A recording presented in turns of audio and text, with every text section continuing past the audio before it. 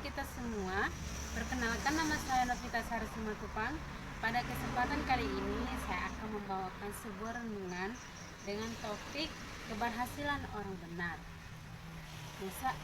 Firman Tuhan yang saya kutip diambil dari Mazmur 1 ayat 1 sampai 6. Saya akan bacakan untuk kita semua. Jalan orang benar dan jalan orang fasik.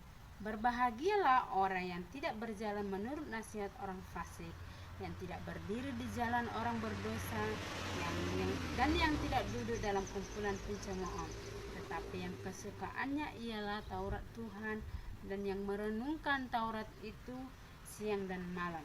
Ia seperti pohon yang ditanam di tepi aliran air, yang menghasilkan buahnya pada musimnya, dan yang tidak layu daunnya.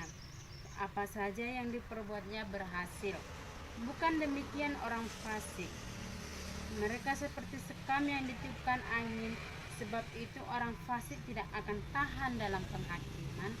Sebab Tuhan mengenal jalan orang benar, tetapi jalan orang fasik menuju kebinasaan. Orang yang mencintai kebenaran pasti akan membenci kefasikan, tidak berjalan dalam orang berdosa, dan tidak berkumpul kepada kumpulan pencemooh. Orang yang berbahagia adalah orang yang merenungkan firman Tuhan siang dan malam. Dalam Yesua 1 ayat 8 dijelaskan bahwa keberhasilan Nabi Yesua yang membawa bangsa Israel ke tanah perjanjian atau tanah Kanaan dikarenakan karena dia merenungkan firman Tuhan siang dan malam, sehingga ia bertindak dengan hati-hati, sehingga jalan yang dilaluinya pun berhasil dan beruntung.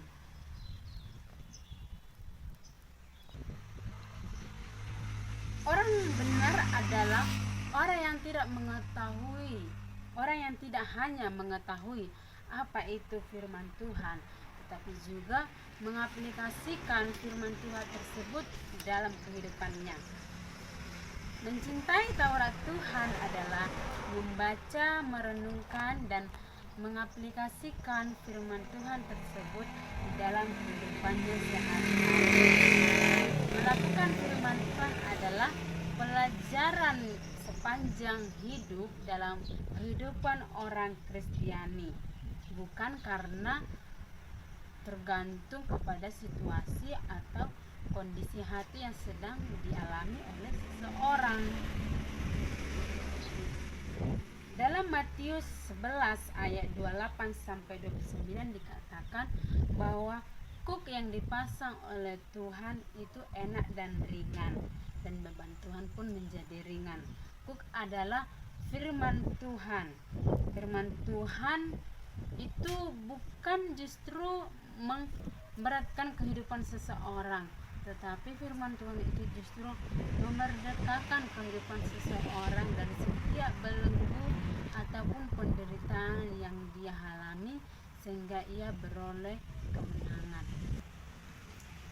Menyenangkan hati Tuhan, yaitu Taurat Tuhan tersebut, harus menjadi yang terutama dalam kehidupan kita, dan Taurat tersebut harus menjadi warna dalam kehidupan kita sehari-hari. Orang yang merenungkan Taurat Tuhan digambarkan seperti pohon yang berada di tepi aliran air, yang artinya bahwa melekat kepada Sang Pencipta atau Sang Pemberi kehidupan.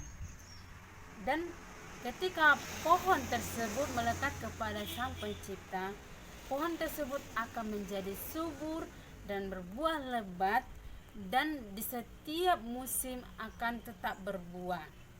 Dan kehidupan orang Kristen seharusnya setiap waktu, setiap hari kita harus berbuah dan berdampak bagi sesama kita.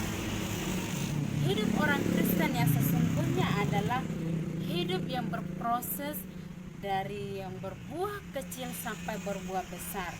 Hidup yang berkenan di hadapan Tuhan adalah orang benar, maka apa saja pun yang diperbuatnya akan berhasil dan beruntung.